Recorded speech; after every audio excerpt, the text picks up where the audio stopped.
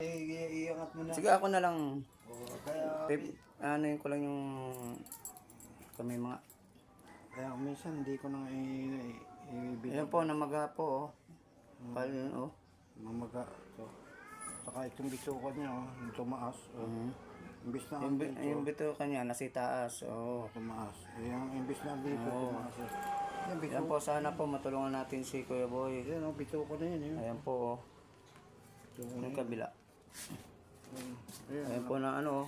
Nakanganga na, oh. Ayan po, oh. Nako. Bituka po yan, nakangangayon yung ano niya.